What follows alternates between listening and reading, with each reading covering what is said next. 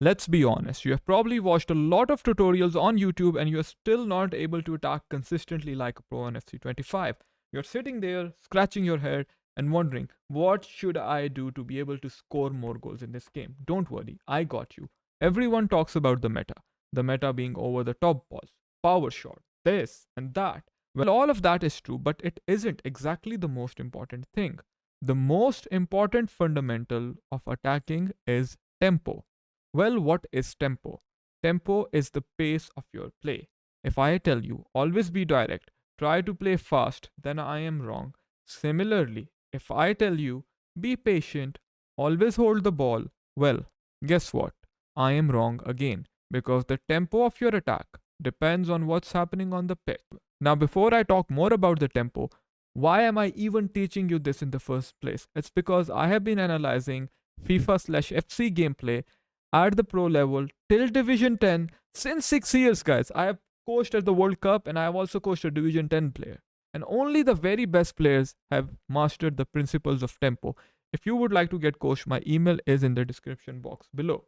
Now, from what I have seen, most FC players are hoping to create chances rather than actually creating chances. What do I mean by that? You are passing randomly, you are dribbling randomly, you are waiting for the opponent to do something silly, and maybe if your random plan works, you will end up scoring a goal. Now compare that to knowing, okay, I am going to try and force the opponent to make a mistake. Before I tell you how to do that, guys, please hit that like button. I really appreciate it. So, I will keep a consistent tempo. If I have open passes, I will take them without thinking twice. Well, if I don't see a pass forward, what will I do? I won't hesitate in moving the ball backwards.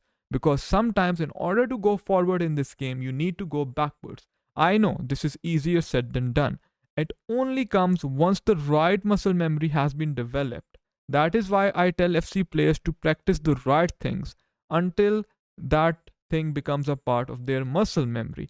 Let's take the 4-4-1-1 formation for example. So the quickest way to transition from defense to attack in a 4-4-1-1 is to play from your left center back to the left back to the left center mid to the left mid back into the cam and look for a first time lob through ball to the striker and vice versa.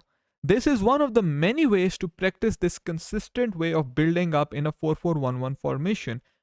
Again, this is one of the many ways. This isn't the only way, right? But it is a very consistent build up style. So, how would you practice it? Well, you would come in squad battles, select beginner, and try to score goals using the same pattern. I know driven pass improves tempo, so I would look for more driven passes, right? And perfect my timing of manual runs. If I score 50 goals like this, I would be able to get a better feeling for it. Now, before you say, well, an actual human knows how to defend. Guys, these clips that I have been showing you are against real humans. The squad battle drill is only to program our own mind. So when there is such a situation in the game, we are able to spot it quickly on autopilot without having to consciously think about it. Now imagine you are playing the game and you don't know how to do a first time lob through pass like pros do at a fast pace. Why is it that? Why does that happen? It happens because you don't have the muscle memory for it. Why don't you know when to take the perfect power shot? Because you don't have the perfect muscle memory for it, because you have not practiced the right thing over and over again. Passing the ball in triangles is another thing you practice and program. Triggering runs is another thing that you can master. All these drills are only for us to be able to develop muscle memory. Once we develop muscle memory, we can do it on autopilot against real opponents when such a situation in the game arises. We are better able to understand what to do and what not to do in the game. Now, the second step is to improve situational awareness. Don't be a bot who tries to play in the same way throughout the whole game. You need to see what the opponent is doing. Is he pulling his players out of position? Well, punish him, have a higher tempo. Is he sitting back too much? Well, look for finish shots, look for power shots. There is no way to practice situational awareness. This is something that comes with a better understanding of the game and having composure, right? However, there are some ways to improve this.